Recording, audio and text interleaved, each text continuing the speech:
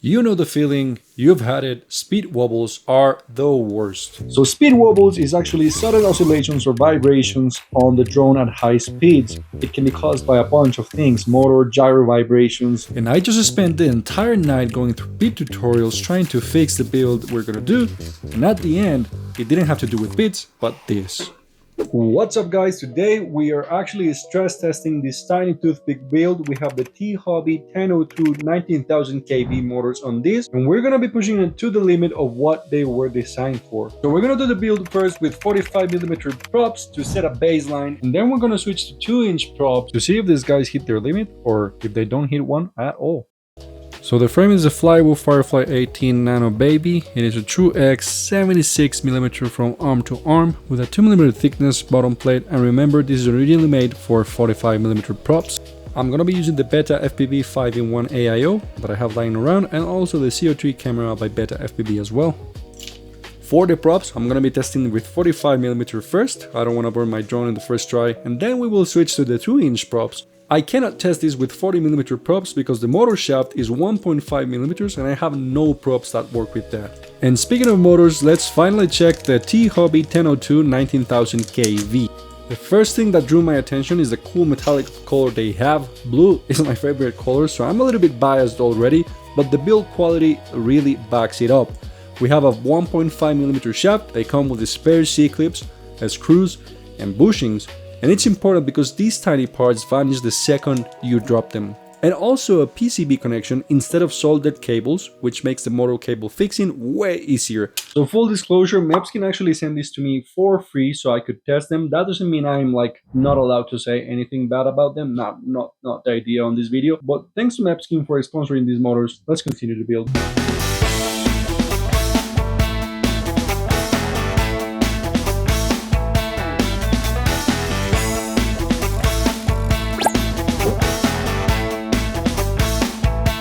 Of course it couldn't be perfect. I'm gonna print another one.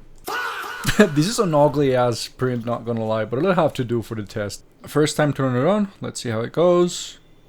And it works. Alright, let's go outside. Let's get to it. That didn't go as expected. So here it is with the new canopy that my friend printed for me. And still we have a little bit of clearance, I hope for the 2-inch as well. But first, we're gonna continue testing this stuff. Guys, quick word of mepsking while I still got this motor in one piece. They sent this over to me, but the online store is huge. Buying FPV gear online can be sometimes a mess, but I really like the way everything is organized and how easy it is to find exactly what you need. There's an insane number of renowned brands to pick from, and all the products have very well described characteristics, which help you decide when making an order. The shipping in my case took 2 weeks, and normally when I order from AliExpress, it can take over a month. I definitely recommend the mepsking store to get your things. I'll leave the link in the description so you can create a new account, and that way you will help me create the videos I love. Also, stay till the end. I have a discount code just for you. Okay, so back where we were, and let's go.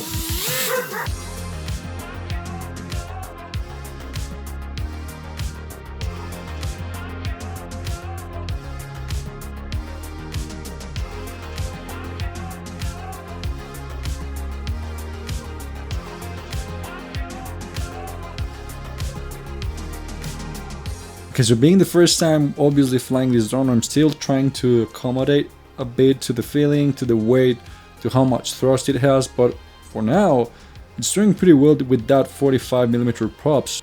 Weight handling is good, you can see I can actually rewind, and to be honest, it's moving pretty good. I also did some tests while cruising and doing freestyle, and I was doing like super chill cruising. It lasted for 4 minutes and 30, as you can see on the DVR, and then I did the same test on freestyle, landing at 3.5 volts, and it was about 3 minutes of freestyle.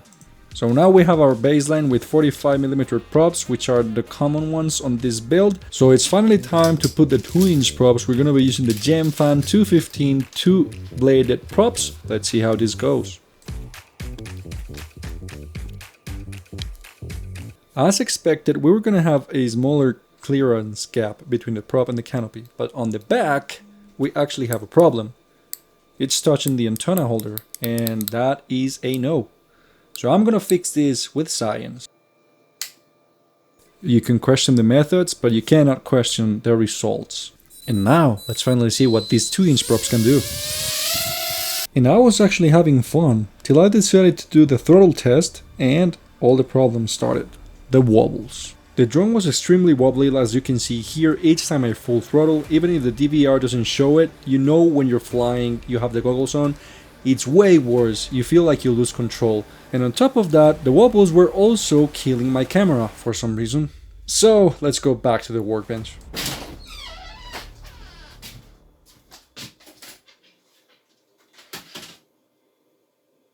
I'm Joshua Bardwell, and you're going to learn something today.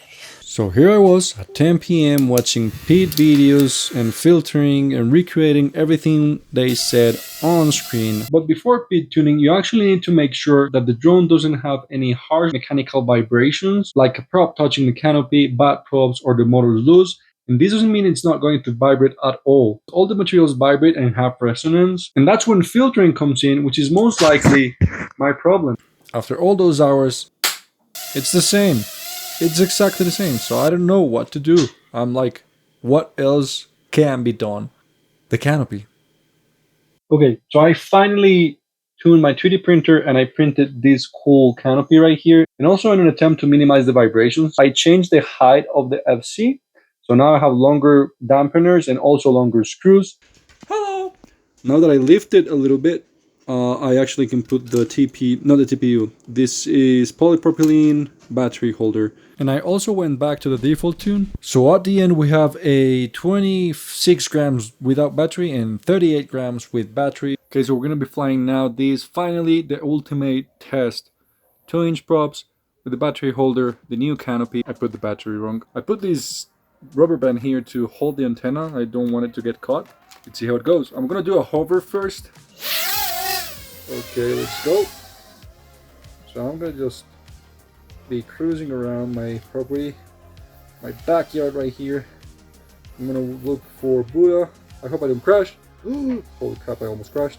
So I'm just gonna continue cruising till I go to 3.5 volts.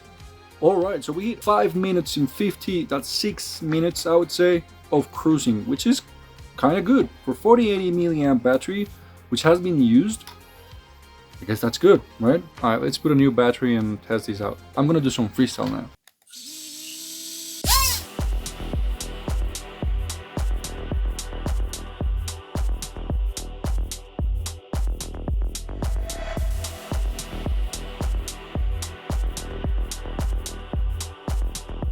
Finally, the problems are gone, and oh my god, this is a 1S rocket. It is incredibly satisfying to fly, and to be 1S, holy damn.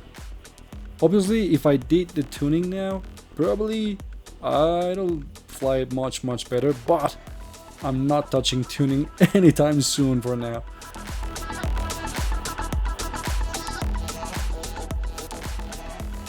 That's the length. So we got 3 minutes 11 on pure freestyle. That's pretty good, I would say. This is like, I'm gonna archive it and I'll just call it a day and say, yeah, it flies with 2-inch props. Let's see how hot they are. And the motors are not even hot. I really want to say that if you think that 1S is not enough power, think again. I've been flying for almost every day since I finished this build. And I cannot actually believe the canopy was being the cause. And I have no idea why, to be honest. Maybe some of you will have ideas on the comments, but I really hope that you learned that in FPV, the problem always comes from the unexpected. And most of the time, it's the simple things. So sort that out first. If you actually decided to get these motors from mepsking, mepsking actually gave me a discount code for my community, which I'm going to put right here, and you can use this at checkout for a 6% discount code. See you guys in the next vid, and have fun.